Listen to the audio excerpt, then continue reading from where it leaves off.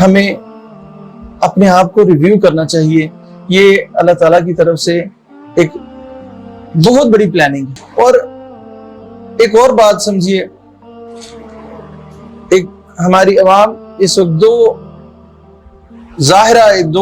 حصوں میں بڑھ چکی ہے. کوئی کہتا ہے کہ مسجد آنا چاہیے, کوئی کہتا ہے نہیں آنا چاہیے. لیکن اس چیز پر غور کیجئے کہ اللہ تعالیٰ کی بھی ایک سنت رہی ہے. اللہ تعالیٰ نے نماز, روزہ, حج, زکوٰۃ اور قرآن مجید, یہ ساری چیزیں جو پوری شریعت ہے, یہ اللہ کے قرب کا ذریعہ ہیں. اصل میں بندگی اور عبادت اللہ کی اطاعت ہے.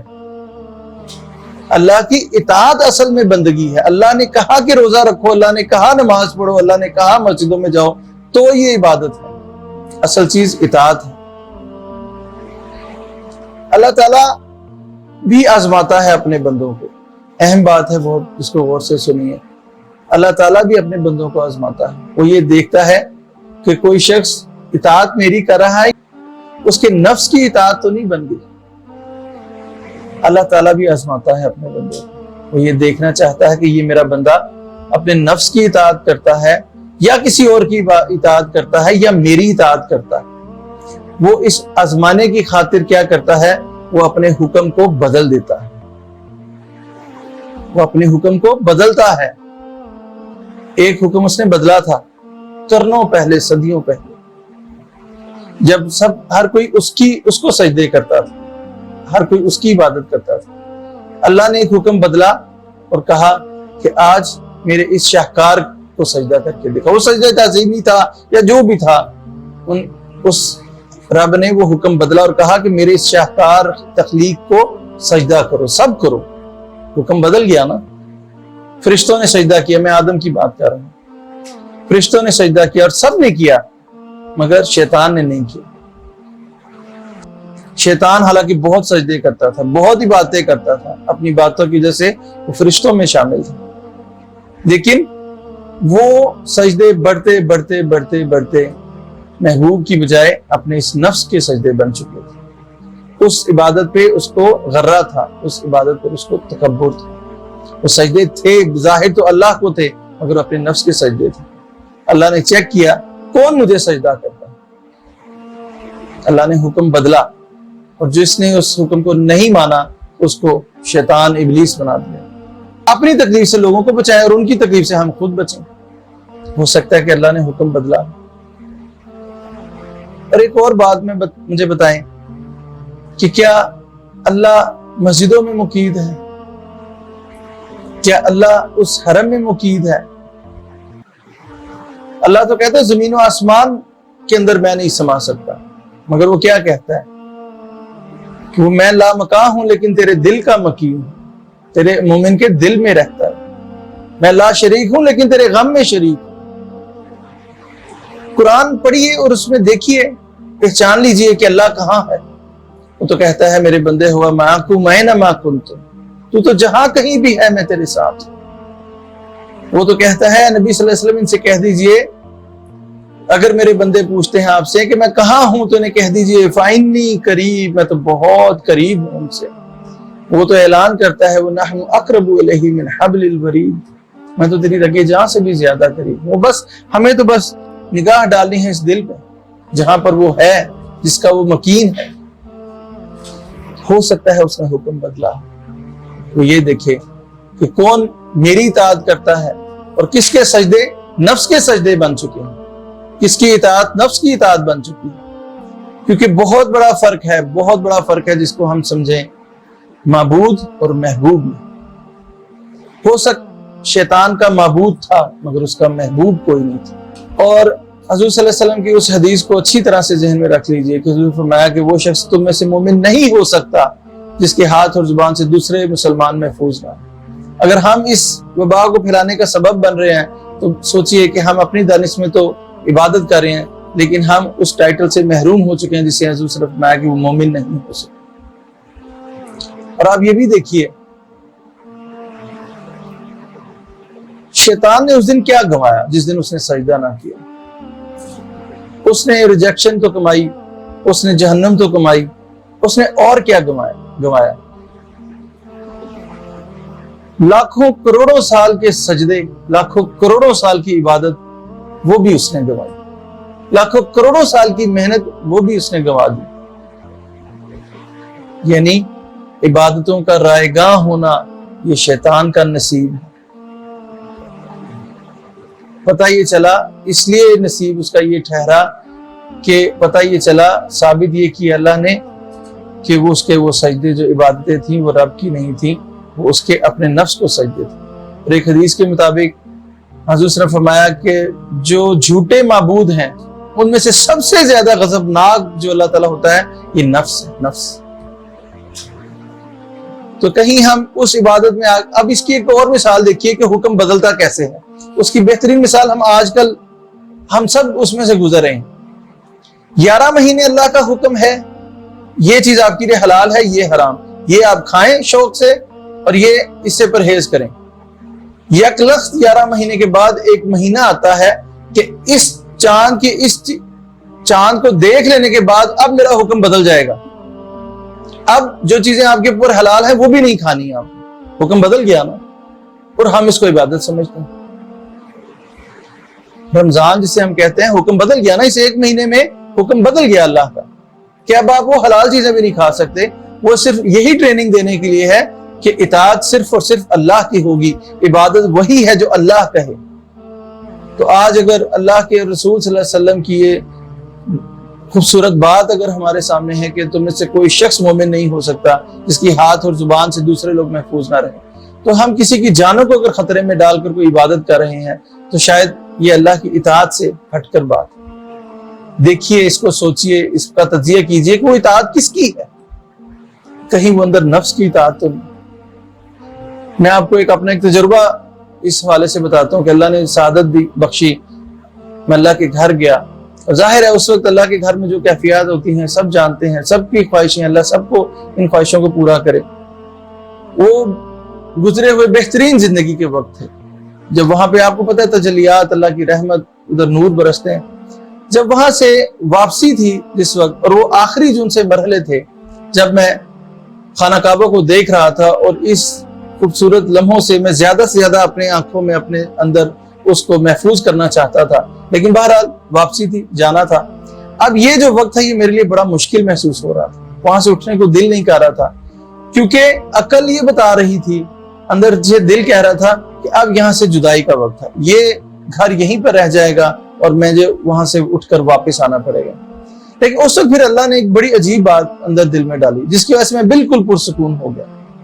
उस वक्त बात ये थी, मैंने दिल में ये सोचा, बिलाशुबा ये घर यहीं पर रह जाएगा मगर ये घर वाला मेरे साथ चलेगा, ये मेरे साथ वापस आएगा। तब ये बात पता चला, अल्लाह ने ये बात बताई, हम घर देखने नहीं जाते, हम घर वाले से मिलने जाते हैं, उसके घर। लेकिन अगर हम घर वाले से ना मिले और घर देखकर वापस आ जाएं तो सोचिए वो घर वाला क्या सोचे। ये मस्जिद अल्लाह का घर है, लेकिन अल्लाह के इस घर में हम अल्लाह से मिलने जाते हैं और वो कहता है कि मेरे बंदे, मेरा घर तो तेरा दिल। तब मुझे उस वक्त ख्याल आया कि बेशक ये घर यहीं पे रह जाएगा मगर वो जो मेरा रब है, इस घर का जो मालिक है, वो मेरे साथ, मेरे दिल में मेरे साथ ही वापस आएगा, वो हर जगह मेरे साथ रहेगा। इस सोच के बाद फिर मुझे कोई दुख, कोई परेशानी नहीं हुई। तो ये बेहतरीन वक्त है। अल्लाह ताला ने, हम कहते हैं कि हर चीज लॉकडाउन कर दी, हर चीज लॉकडाउन कर दी। जरा गौर कीजिए कि लॉकडाउन हुआ क्या है। जितनी आर्टिफिशियल लाइफ है सब लॉकडाउन हुई है। बैरूनी सफर, होटलिंग, गैदरिंग, जितनी सब आर्टिफिशियल जिंदगी है वो सब लॉकडाउन हो गई है। लेकिन देखिए क्या क्या चीजें, ये भी गौर कीजिए क्या क्या चीजें लॉकडाउन नहीं हुई। क्या इंसान की मोहब्बत वो भी लॉकडाउन हो गई, लॉकडाउन में चली गई है? क्या इंसान की लर्निंग, क्या उसका पढ़ना, उसकी मोहब्बत, जो केयरिंग है, जो लोगों के साथ, जो इंसान की चैरिटी है, जो इंसान का एक दूसरे के साथ एहसास करना है, क्या ये भी लॉकडाउन हो गए? ये तो बढ़ गए हैं पहले से कहीं ज्यादा। हम घरों में रहकर अपनी फैमिली जो टाइम है हमारा वो बढ़ गया है। हमें अंदाजा हुआ कि हमारे रिश्ते और हमारे ताल्लुकात कितने अहम थे। सब कुछ वो पहले से बढ़ गया है لاک ڈاؤن اگر ہوا ہے تو انسان کی وہ مصنوعی زندگی لاک ڈاؤن میں چلی گئی ہے، جو کہ اضافی تھی، جو کہ بوجھ تھا انسان کے اوپر، جس کی وجہ سے وہ اپنی اس اصل زندگی کو بھول چکا تھا، وہ تو لاک ڈاؤن میں نہیں گئی۔ دوسرے لفظوں میں یہ سمجھیں کہ اللہ تعالیٰ نے یہ جو باہر کی دنیا میں جو لاک ڈاؤن کیا ہے، یہ آپ کی اپنی ذات کو ان لاک کرنے کے لیے کیا کہ ہم اپنی ذات کو ان لاک کریں۔ ہمارے سجدے بڑھ گئے ہیں، ہماری دعائیں بڑھ گئی ہیں، ہمارا اللہ کے ساتھ تعلق بڑھ گیا ہے، اور دیکھیں فطرت ساری ویسی کی ویسے ہی، پرندے چہچہا رہے ہیں، سورج نکل رہا ہے، خوبصورتی ویسی کی ویسی قائم، جتنی فطری زندگی تھی سب ویسی کی ویسی ہے۔ صرف یہ بتانے کے لیے کہ یہ لاک ڈاؤن اس لیے اللہ تعالیٰ نے کیا ہے کہ ہم اپنی ذات کو ان لاک کریں۔ یہ پھر دوبارہ سبھی کچھ وہی ہوگا، وہی کہے، وہی خوشیاں، وہی راحتیں، وہی ملنا جلنا، یہ سب کچھ دوبارہ ہوگا۔ ابھی زندگی پڑی ہے، سوچئے کہ کتنی دنیا ہے جو اس وقت اس وبا سے پریشان ہے، لیکن ہم اپنی کبھی جب خوف آئے، جب بھی نا امیدی آئے، تو ایک لمبا سا سانس لیجئے، اپنے پھیپھڑوں میں ہوا بھریے اور دیکھیے، اللہ کا شکر ادا کیجئے کہ اس وقت اللہ کی کتنی مخلوق ہے جو اس تکلیف سے گزر رہی، وہ اپنے پھیپھڑوں میں ہوا نہیں بھر سکتی، اپنی مرضی سے سانس نہیں لے سکتی۔ دست فلک میں گردش تقدیر تو نہیں، دست فلک میں گردش ایام ہی تو ہے، دل نا امید تو نہیں، ناکام ہی تو ہے، لمبی ہے غم کی شام مگر شام ہی تو ہے۔ یہ وقت بھی گزر جائے گا، اور وہ سارے کہے، وہ ساری انسان کی آسائشیں، خوشیاں، وہ سب واپس آئیں گی، سب لوٹ کر آئیں گی۔ اور آپ یہاں پہ بھی ایک اور چیز دیکھیں، ہم پریشان ہیں کہ ہمارے کاروبار بند ہو گئے، ہماری دکانیں بند ہو گئیں، جابس میں ہم جا نہیں پا رہے۔ ایک بہت بڑا میسج ہے اللہ تعالیٰ کی طرف سے۔ آج سے 2-3 مہینے پہلے کوئی سوچ سکتا تھا کہ میں اپنی دکان سے یا ہم اپنی دکان سے، اپنی جاب سے ایک دن کی بھی چھٹی کریں گے؟ کوئی بھی مصروفیت یا کوئی بھی اہم چیز کے بارے میں جب بھی کہا جاتا تھا تو ایک بات سننے کو ضرور ملتی تھی، ہاں میرے آفس ٹائم کے بعد، میری دکان کے ٹائم کے بعد، یا اتوار کو یا ہفتے کو، یہ باتیں ہمیں سننے کو ملتی تھی۔ یعنی ہم ایک مصنوعی زندگی کو اپنے اوپر اس کو پریورٹی دے کر بیٹھے تھے۔ کوئی تصور نہیں تھا زندگی میں کہ کوئی جاب کے بغیر یا کوئی ایک دکان پہ جائے بغیر ہماری زندگی کا کوئی دن ہو سکتا ہے، مگر اللہ نے ایک دن نہیں، کئی مہینے آج ہو چکے، دکانیں بند پڑی ہیں اور جاب کے بغیر لوگ گھروں میں بیٹھے ہیں۔ اس کا مطلب کیا کہ اللہ تعالیٰ آپ کو بتانا چاہتا ہے، رازق دکان نہیں، رازق جاب نہیں، رازق میں اس کے بارے میں اکثر بتاتا ہوں بات کہ ہمارا ایمان ہے کہ وہ رازق ہے، کیا اس ایمان پر ہمارا یقین بھی ہے؟ اگر ہمارا ایمان ہے کہ ہمارا رزق رازق کے پاس ہے، اور آپ کو اپنے رزق بھی چاہیے، آپ کو دنیا کا رزق چاہیے، تب بھی تلاش رزق کی نہیں ہونی چاہیے، تلاش رازق کی ہونی چاہیے۔ اس کے لیے ایک میں مثال دیتا ہوں کہ اگر آپ کی زندگی کل متاع ایک بہت ہی خوبصورت ہیرا، بہت ہی قیمتی ہیرا جو آپ کی پوری زندگی کی کمائی ہے، فرض کریے وہ آپ سے کھو گیا اور آپ اس کو دیوانوں کی طرح ڈھونڈ رہے ہیں، اس اپنی قیمتی متاع کو دیوانوں کی طرح ڈھونڈ رہے ہیں مگر نہیں ملا، تو ایک شخص نے آپ کو بتایا، ایک خیر خواہ نے بتایا کہ آپ کی وہ قیمتی چیز میں نے فلاں شخص کے پاس دیکھی۔ اب آپ کی تلاش قائم رہے گی، مگر یہ بتائیے تلاش کیا بدل نہیں گئی؟ اب آپ اپنی اس قیمتی متاع کو تلاش نہیں کر رہے، اب آپ اس شخص کو تلاش کر رہے ہیں جس کے پاس آپ کی قیمتی چیز ہے۔ اور اگر ہمارا یہ ایمان ہے کہ اللہ ہمارا رازق ہے، ہمارا رزق اس کے پاس ہے، تب بھی اس رزق کے لیے بھی اگر تلاش ہو تو تلاش اس رزق کی نہیں، اس رازق کی ہونی چاہیے۔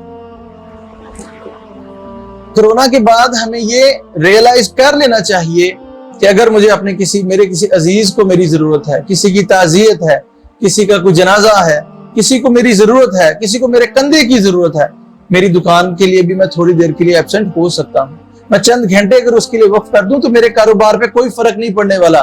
میری دکان مہینوں بند رہی تھی کرونا کے دنوں میں، مجھے یہ سوچنا چاہیے، ریئلائز کرنا چاہیے، جہاں پہ میری ضرورت ہو میں اپنی اس جاب سے نکل کر اس اپنے بھائی کے لیے حاضر ہو سکوں۔ اس کے نکلنے سے میرے رزق میں، میری جاب میں، میرے کاروبار میں کوئی فرق نہیں پڑے گا، لیکن اس میرے بھائی کے پاس جانے کی وجہ سے یا اپنے اس اہم کام کرنے کی وجہ سے اس کو بہت فرق پڑے گا، اور اس سے بھی زیادہ اہم بات یہ ہے اس سے بھی زیادہ مجھے بہت فرق پڑے گا۔ یہ وہ ساری چیزیں ہیں جو اللہ تعالیٰ نے، جو جینوئن چیزیں تھیں جو اللہ نے لاک ڈاؤن نہیں کی، जो हमारे लिए है।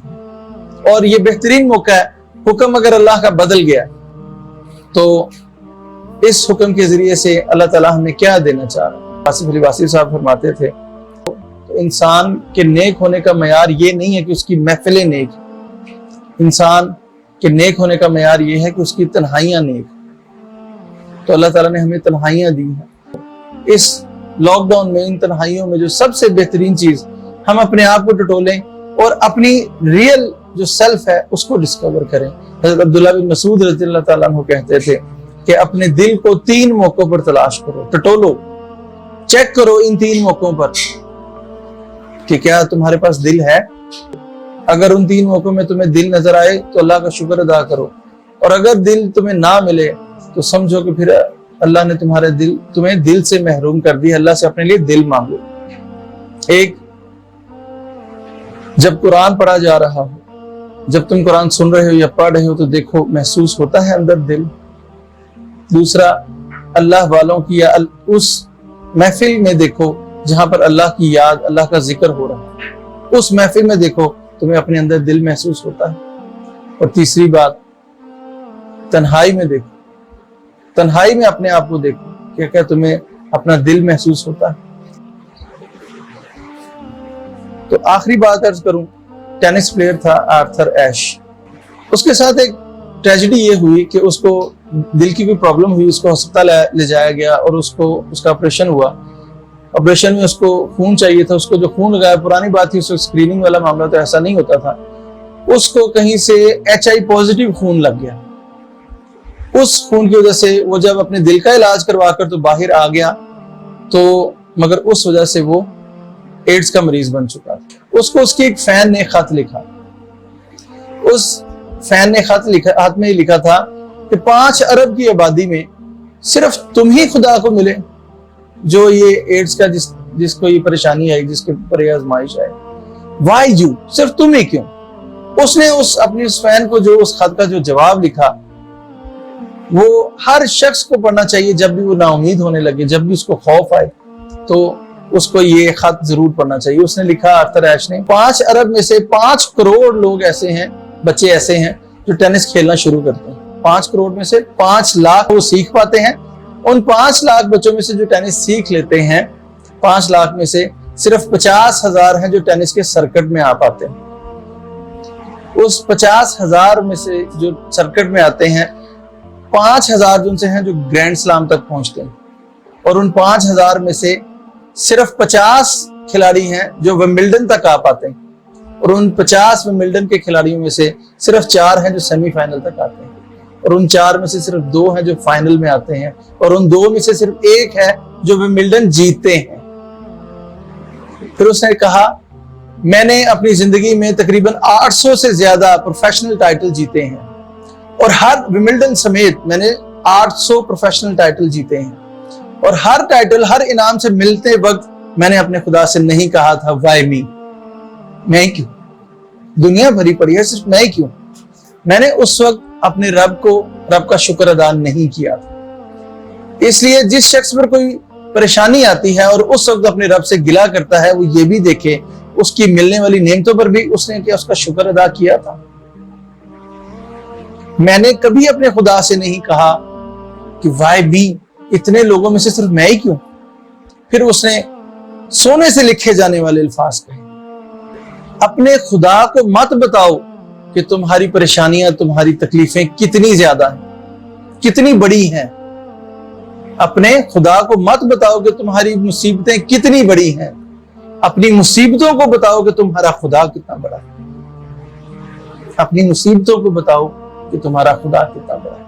ये बहुत बड़ा सहारा है, खुसूसन इस वक्त जबकि हम खौफ में मुब्तला हैं, परेशानी में मुब्तला हैं। हमारे पास कैसी टीचिंग मौजूद है, और सबसे बड़ी बात, कितना बड़ा सहारा मौजूद है हमारे पास, अल्लाह का सहारा। ये उन लोगों से पूछिए जिनके पास अल्लाह का सहारा नहीं। आज जब हर तरह की टेक्नोलॉजी, हर तरह की उम्मीद खत्म की जाती, तो अल्लाह अपने बंदे के सामने आता है कि देख, मैं उस वक्त भी था जब तेरे पास सब कुछ था, लेकिन मैं नहीं था।